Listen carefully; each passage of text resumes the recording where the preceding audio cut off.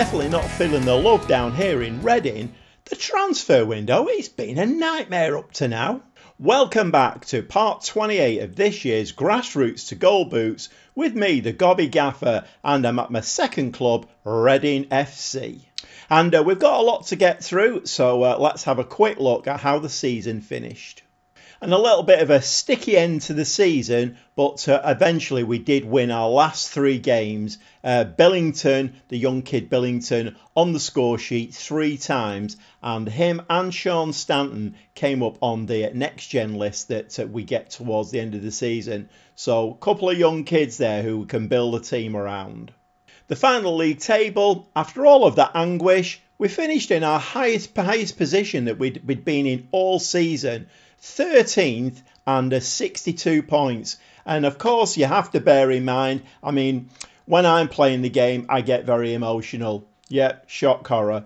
I get very emotional, but we do have to realise the baseline in this save is that Reading were bottom when I joined, and to finish 13th and accomplish the board requirement was a massive achievement. So a great finish for us there, 13th position. And the board have set initial budgets for next season. Wages 325,000, which is about 30,000 more than I had in the previous season, and a transfer budget of 1.1 million. But we will be adding to that because, like I've said previously, I want to overhaul this squad immensely, and there's quite a few fairly high value players that I can move out, bring some money into the club, so that's exactly what I'm going to do. So that's how the season ended, and quite a creditable 13th place after being bottom when I took over. Absolutely amazing achievement, but that's all behind us now. We now need to move forward. We now need to start getting points on the board, new players in, players out. Let's have a complete revolution here, and let's see what we can do with Reading this season. And well, hopefully it's going to be promotion. I would very much like it to be at least the playoffs. Let's jump forward now and see what we've been able to do.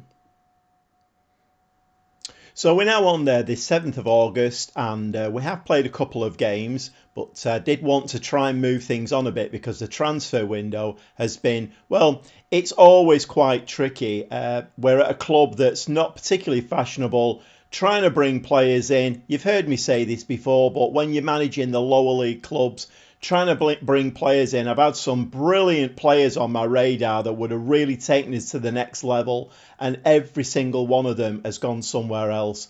So I'm basically picking scraps at the moment, and I don't even know whether the team I'm assembling is any better than last season's. It's certainly better balanced, and that may help us in the long run, but I don't know. Anyway, so we've got the season preview here, and well, we're expected to finish in 17th place, 50-1. So we're going to have to do an awful lot better than that to get promoted or even get in the playoffs. And we don't have any players in the Media Dream 11. Finances, however, are looking immensely better. Nearly 32 million in the bank. We have a transfer budget of 9 million. Yes, I've bumped that up a little bit by player sales, but I've also bumped the wage budget up as well. 437,000 now, and committed spending 394,000. So there is still a little bit of money in the pot. And the club vision for this season, well, a little bit more ambition than there was last season. They want us to finish in mid-table. So as long as I can do that, then my job is safe. But obviously, you know the Gobby Gaffer. The only way is up. I want to get up near those playoff positions. Maybe even the first or second position in the league. That would do me very nicely. Okay, what transfer business have we been doing? If we just have a look down here, so basically a lot of players have gone out on frees. There's a lot of loans again, but we have brought some money in. So we were very, very top heavy with strikers last season. We even brought a striker in on loan. I mean, what's that all about? Sometimes you do have to wonder. But anyway, most of these players that I've sold, we actually brought in on free transfers, so it's all profit. Mathis Abline, one of the strikers that we'd brought in, we sold him for 6.5 million. Jack Taylor, who only had a year left on his contract and was moaning and groaning about, oh, I'm gonna, look at my options at the end of my contract. I thought, no, you're not, mate. 14.75 million for him. So some nice money coming in there. We got another 1 million in for Peragnolo, the left back. Another big issue I've had is work permits. This whole work permit, I've read it, I don't know how many times. I still can't get my head around it. It's really complicated. They get a work permit, but then after 12 months it expires. I don't know. I really don't know. Answers on a postcard. But he couldn't get a work permit extended, so he went for 1 million. Ernest Poku. Now, the jury was out on Poku. He did score a few goals towards the end of the season, and he did look like moving him to centre forward was the answer. But then in the big games when we really needed it, he didn't score. So I thought, you know what? I didn't like his stats. I mean, in fact, let's just have a quick look at his stats just to remind ourselves. Now, physically, pace, quick as you like. Only 5'10", but quick as you like. But mentally, I mean, not aggressive, not brave. His concentration was awful. Decisions awful. I mean, he was a very up and down player. And I think that reflected in his play. Sometimes he would score a hat-trick. And then in the next 6 games, he wouldn't score at all. So, yes, he went for 2 million. And I did a little bit of digging round in the under-21s. And we had 2 players in there who were, I won't say they were half decent. They were okay players, but no work permit on them. And again, it was this problem of, yes, they got a work permit. We allocated one of these EU places for them. But as soon as that expired, then they couldn't get another work permit. So Mamadi Kamara was one of those. We actually shipped him out to Bradford City. We got $500,000 for him. Not amazing. But both of those players have gone. And the squad size now is looking a lot better. The under-21s, well, we must have about 50 players in there when I took over. That's looking a lot better now. And, well, I've shown you the finances. They are immensely better. OK, so we've raised about 25 million there. How have we spent that money? Well, actually, we haven't really. Like I say, it's been a real chore trying to finding players, not a problem. The scouts are coming up with some tremendous players. Finding players is not a problem. Director of football's finding some tremendous players. But when you go in for them and it comes to, trying to get work permits, that's, again, another big problem bringing the players in. Work permits, players just going anywhere but coming to Reading. We're a real hot potato and it's been very, very difficult. Anyway, we've made a few signings. So if you remember back at Rochdale, and while we're talking about Rochdale, yeah, sadly got relegated, bottom of the league. So I went back to Rochdale. If you remember the young left back that we had there, Cameron Ismail, I think he was one of the lads we picked up from, in fact, we can tell, can't we, where he came from? Arsenal. So he came in from Arsenal, which, good pedigree and everything. But Cameron Ismail, and I think he's definitely one for the future, obviously. He's only 20 years old. But having lost that left back with the work permit issue, we did need some left-footed kind of backup in that area. And I think this lad will do the business. His physical's absolutely amazing. Mentals we need to work on, but he is only 20. Free transfer next, Spanish lad Nacho Martin, 25-year-old midfield player. And you're not going to see, I'll warn you now, you're not going to see any super duper stats on these players because basically the game has been sifting out all the players that it would let me have that basically wouldn't make me a top line team. All of the top players went elsewhere. I've already spoken about this. I'm repeating myself. But Nacho Martin, we did need some backup in that central midfield area. So if you remember last season, we were fairly okay across the back. Goalkeeper was okay. Midfield was very light. We needed bodies in midfield. We needed wingers. Strikers we had an abundance of. Although, to be fair, I have got rid of most of them. But wingers, we needed wingers. But this lad's going to come in, play in midfield, and he's a very, very good player. If you look at his marking and tackling, 12s, so he can get his foot in, but he can also pass the ball as well. He's got great positioning and teamwork. So I think he'll do a very good job for us. Another free transfer, and it's Brian Castrillon, a Colombian lad. He's come in, he's 28 years old, and he's left and right footed, so very, very valuable. He can play on either side, but primarily he's going to play on the left. He has been playing there for us. He's been doing okay, and reasonable stats. Nothing to blow your hat off, but he's got reasonable stats. Another Colombian, 26-year-old, Danove Quinones, I think is how you say his name. I'm not quite sure. But again, another midfield player, somebody who can actually put his foot in, but pass the ball as well. So we're getting players who can play in a variety of positions in the middle there. Paid a bit of money out, 1.1 million. Yes, I know.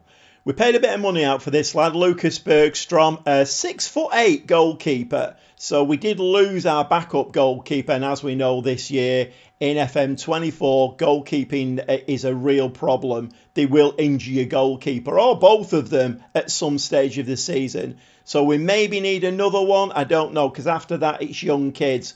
But we do have Boyce Clark as the main goalkeeper. But Lucas Bergstrom can actually do a really good job as a backup keeper. And he's come in as that, so that's quite good. $500,000 next for 27-year-old Lucas Silva. Now, if you look at this lad's stats, he's probably not looking as good as some of the strikers we had last season. But having said that, they weren't scoring.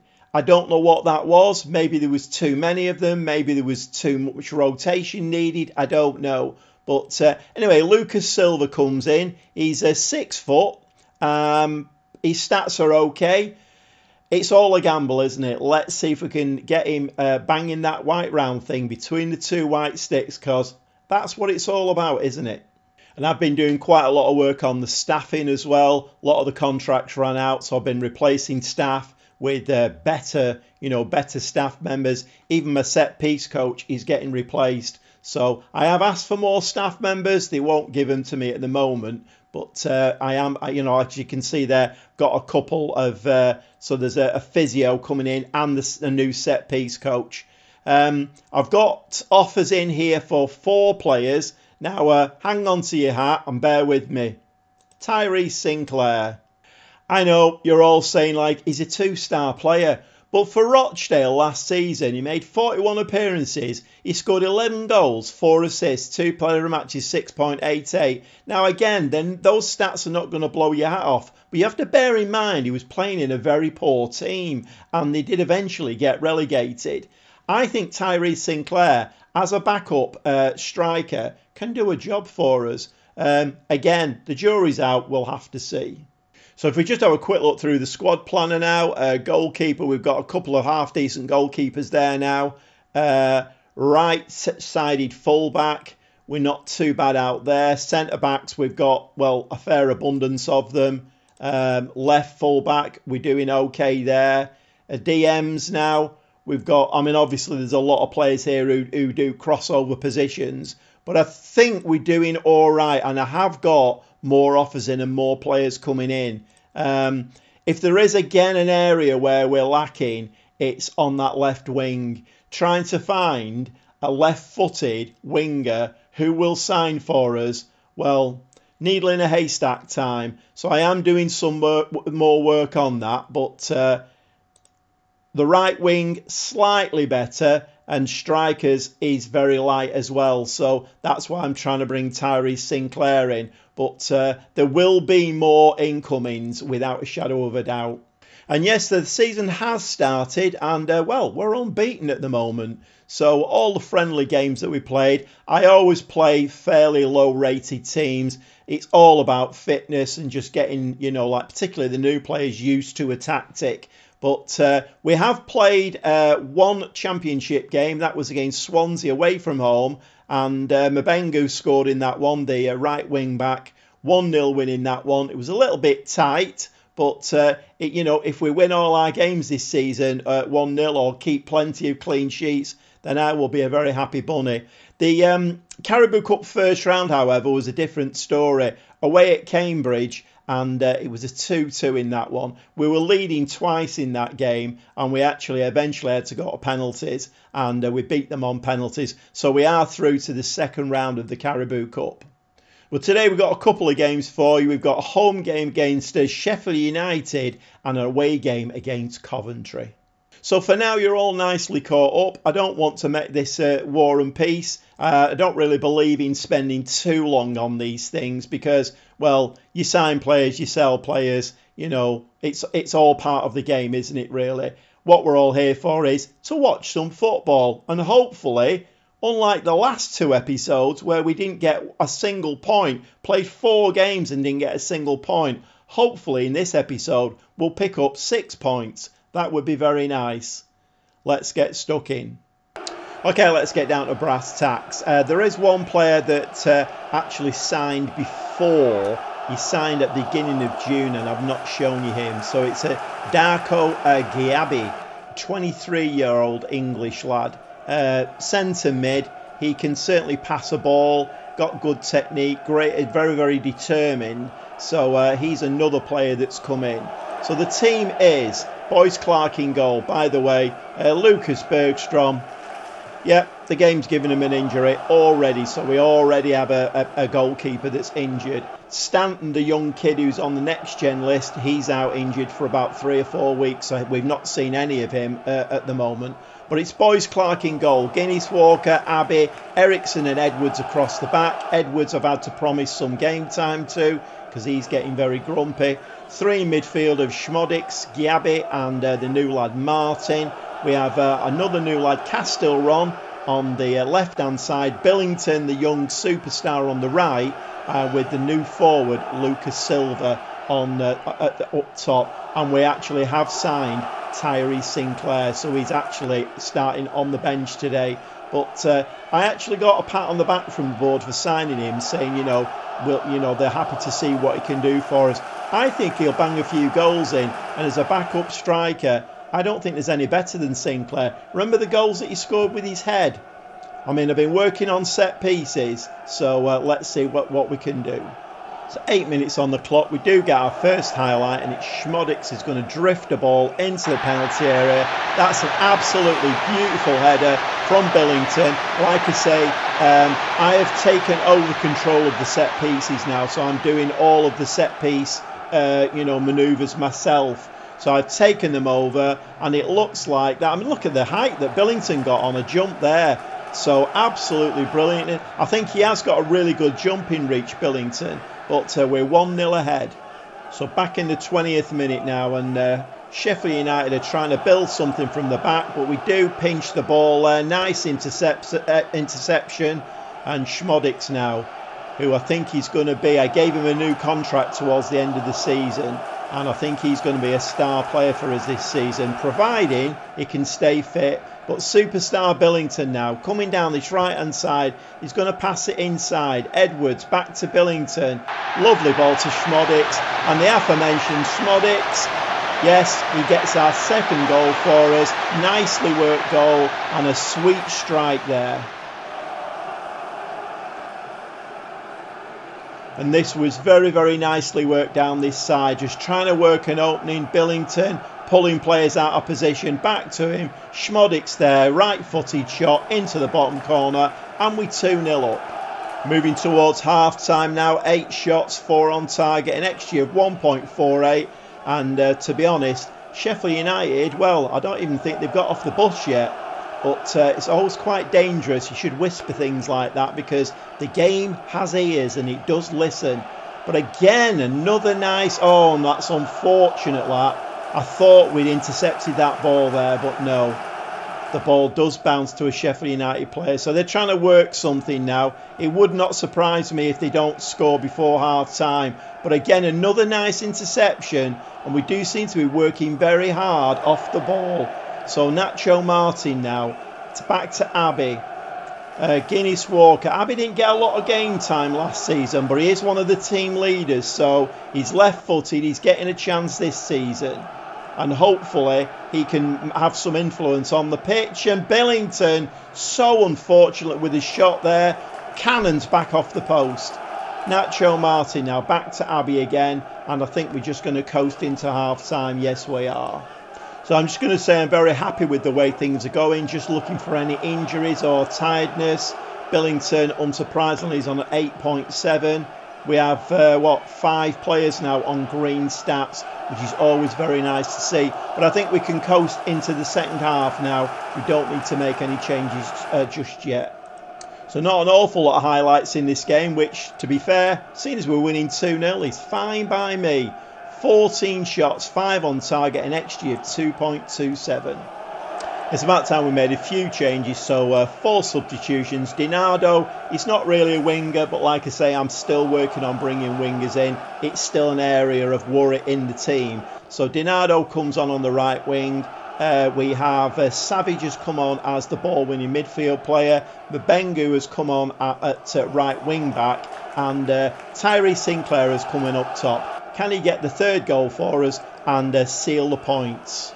So Sheffield United have woken up a little bit. They've had 3 shots now. Nothing on target as we speak. Let's hope it stays like that. But we are building down now this left-hand side. And Castilron there. A nice ball in there. Schmodix fires the ball in from range. And that was it. He really chanced his arm there. But that gets pushed round the post.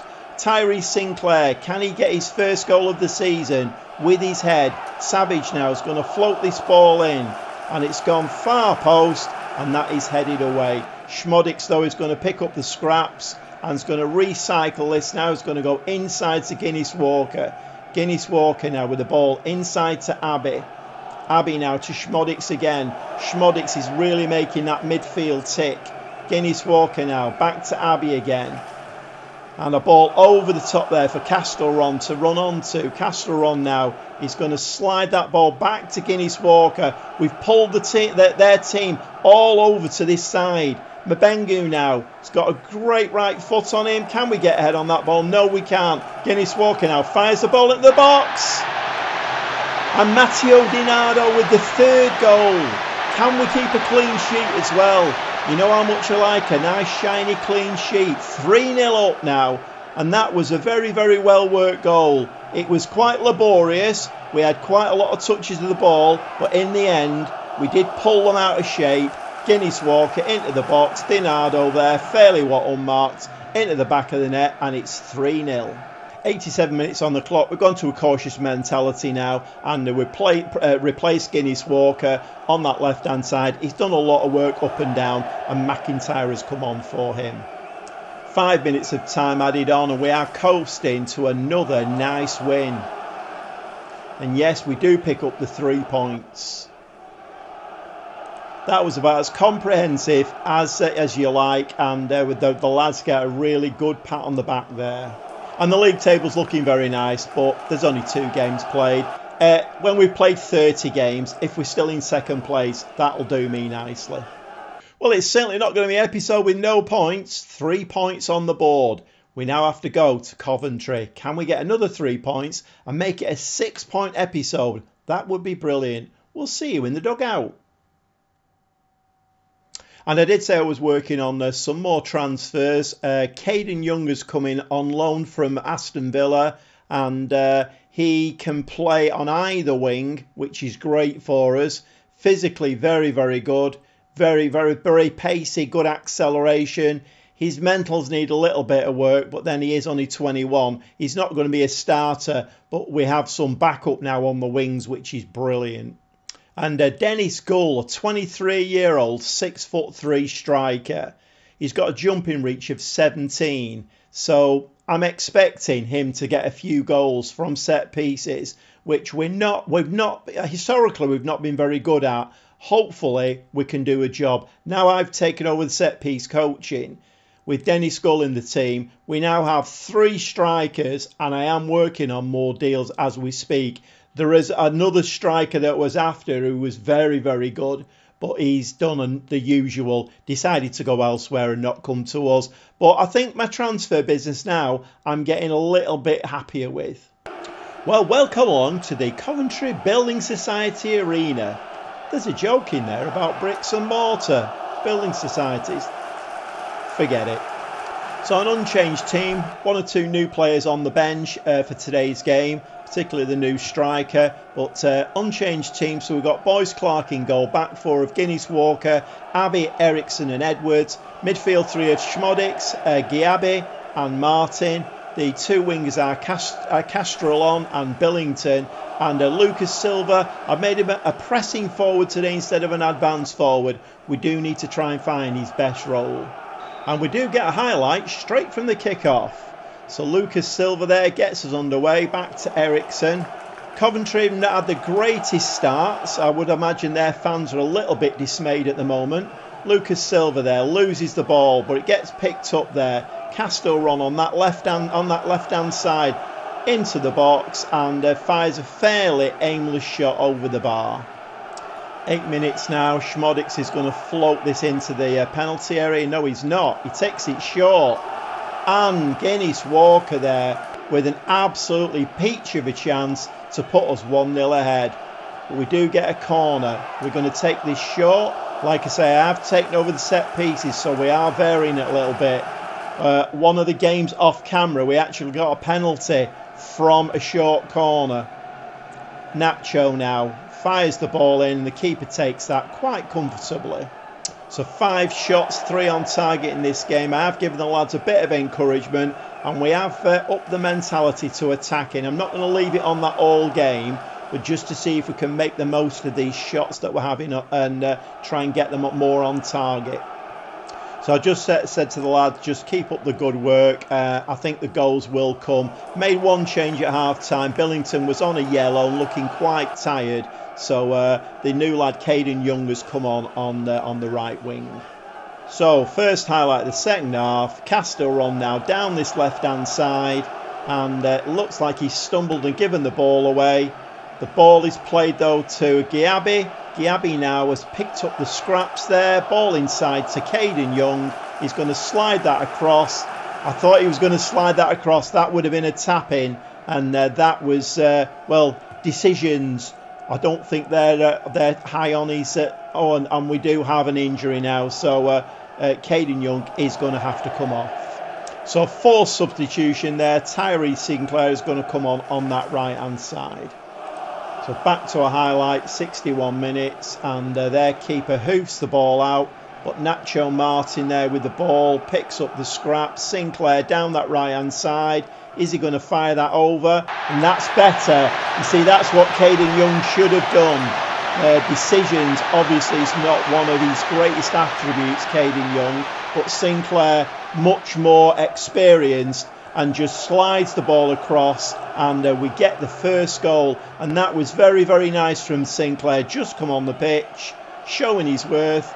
Lucas Silva there as a pressing forward, and we are 1-0 ahead.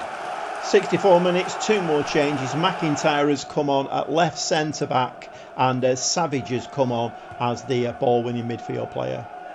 So just drop the lads a little bit of praise there. We have dropped to a positive mentality now. Guinness Walker now into Giabi. Giabi back to Savage. Savage, a ball over onto that right-hand side. Sinclair loops the ball into the box. That's going to come out to Castellron. Castellron's going to hit this, I think. What a goal from Castellron. 2-0 in the lead. Absolutely brilliant. And once again, Tyree Sinclair involved in the build-up to this goal. The ball gets headed out by a central defender, but Castellron just comes inside, hits the ball as sweetly as you like, right-footed, into the bottom corner. 2-0 ahead at Coventry, and, well, we could actually be top of the championship. 87 minutes, and the last substitution, a 16-year-old lad's coming on and making his debut. Yep, one of the kids who's come through the academy, Marcus Roldan, and look at the stats for this lad. Absolutely brilliant. He's a 2.5 star with 5-star potential. Again, I think he'll be on the next gen list, but we do need to handle him with kid gloves. And we have dropped to a cautious mentality now. Although there are 7 minutes of time added on. But Roldan now, the young kid, throws the ball to Eriksson. McIntyre's going to spread this ball. No, he's going to play it into the middle. So we're not looking to play into the wide areas. We're looking to be more positive and play it through the middle. Schmodix again, very involved. McIntyre again now. Eriksson. Is he going to play this ball forward? No, he's not. He plays it to Roldan. Roldan getting a few nice touches. So a few nice touches for the young lad there always helps them. And, you know, give them 10 minutes of a game. Give them a bit of a touch of the ball. But we do give the ball away. But Tyrese Sinclair there has been an absolute superstar since he came on. I've been through the summer. I went in for him about 6 times, and he was on about 3,500 at Rochdale. He wanted 17k a week, but I kept going for him. Anyway, in the end, I thought, you know what? He's a proven goal scorer. 17k, we paid it, and he's proved his worth in that game. And that is a very, very nice win, if I do say so myself. And I am going to say to him again, a very comprehensive win and absolutely chuffed to little mint balls. So after 3 games, Watford are top with a goal difference of 7, and we are in 2nd place. So Fulham obviously dropped some points. But that Sheffield United result actually brings it into perspective a little bit. They're in 4th place, and well, we beat them quite easily. Dear me, I was really worried that this would be the 3rd episode on the trot where we wouldn't get any points. We actually picked up 6. We've got the season off to, well, the best start possible. Can we keep it up? Let's hope we can. We've got a few more players still to come in yet. I'll show you them in the next episode, by which time, hopefully, we're top of the championship. We'll see you very shortly.